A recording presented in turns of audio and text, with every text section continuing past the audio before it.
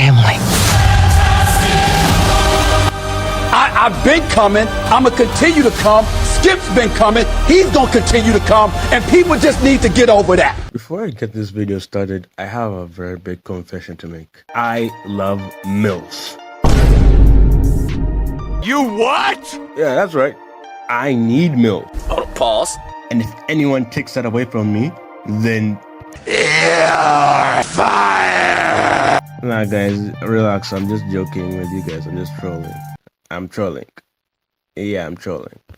It's kind of weird that we're getting a new Fantastic Four movie this year. Since past iterations, there have been attempts of making a proper Fantastic Four movie, and none succeeded in capturing the first family. Back in the mid-2000s, we had the mid but fairly mediocre Team Story Fantastic Four movies.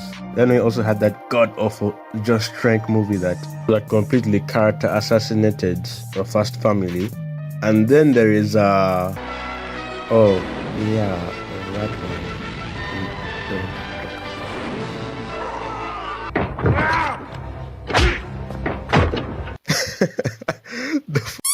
Now, this video won't be a full-on trailer breakdown. I just want to talk about it casually and give my thoughts on the trailer. It's not like an Easter egg thing. I don't do that stuff in these videos.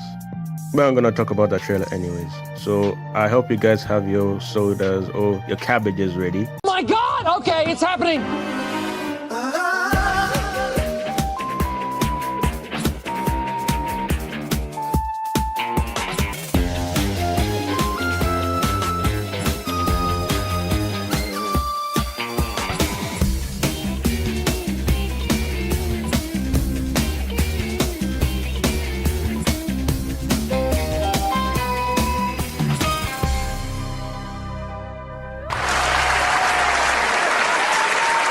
Now, first things first, the trailer looks visually stunning, since it has been confirmed for the longest of times that this movie will be set in the 60s, but in a retro-futuristic kind of setting.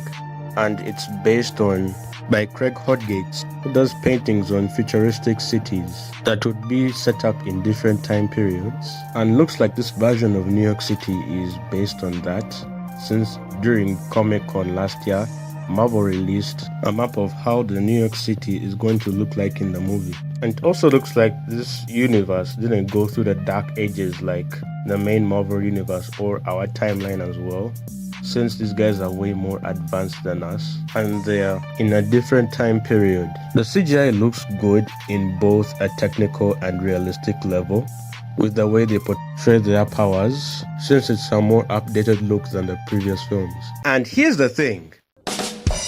He looks fantastic. Say that again? No pun intended. My only two problems is that he's kinda short. Okay, he is tall and big, but he's not that big like he is in the comics. But Marvel still has time to upgrade that in the future. His voice doesn't sound like the Thing, like more monstrous as it's supposed to be. But what I'm looking forward to is the Thing's storyline in this movie, and that's him struggling to live life looking like a monster, which is very interesting because in Marvel Comics, Ben Grimm is the heart and soul of the team, while the rest of the team got powers but didn't suffer any physical mutations. Ben Grimm did. He's a guy who wishes that he would become human again before the Fantastic Four. And I can't wait for the movie to explore that because it's very important to his character. And Ebon Moss-Backrack is a very fantastical actor. And I can't wait for his performance in this movie. So yeah, I hope he steals the show. After all, us monsters have to stick together. Especially with you not being as strong as me. You think you're a monster? Ben Grimm is a hero, a role model, a celebrity. Now, I haven't watched Stranger Things yet, and I don't know much about Joseph Quinn, but if he can pull off the hot-headed douchebag attitude and also charming charisma that is Johnny Storm, then I'll fully endorse it. But in this trailer, it doesn't convince me if he's like perfect for like Human Torch, but we'll have to wait and see. Vanessa Kirby as Sue Storm is perfect casting after the other perfect, wait, not you, other perfect casting, that is Jessica Alba. I watched her from Mission Impossible and Hobbs and Shaw. She's a really talented actress, and she does give out those motherly vibes because Sue Storm is a warm, caring, and responsible woman. Whenever the team has a disarray or they're at conflict with one another, or is Sue Storm who manages to calm them down. Well, she's one of the most popular female superheroes in Marvel Comics, and she's very powerful. And I believe Vanessa Kirby is going to ace the role of Susan Storm, and I'm really positive about it. Now, there's another casting that I'm not really feeling that's giving, and that is Pedro Pascal as Reed Richards. Now, to be honest, I don't have anything against Pedro Pascal, like as a person, like he's a phenomenal actor, but there's this trend where he's in every movie. I mean, I can't go watching any movie or show where his face is always there. It's like Hollywood is suffering from Pedro Pascal fatigue. But the guy says some questionable things. Well, I'm not gonna touch them in this video, and I don't want to, since I'm trying to be as positive as I can. He's also very old to play Reed Richards. I mean, I guess like 49 years old. Maybe it's the more experienced Fantastic Four, which shows since it's not gonna be an origin story, and they're already experienced heroes. I'm kind of worried about longevity, since these guys are gonna be like the face of Marvel after the Avengers. So we'll have to wait and see. We also don't get his powers in the trailer, which is kind of sad, man, because in Marvel Comics, his stretching abilities have actually evolved at a point where he can stretch out new limbs, and also not only he can shapeshift into anyone, but also shapeshift into like any object, which is really cool.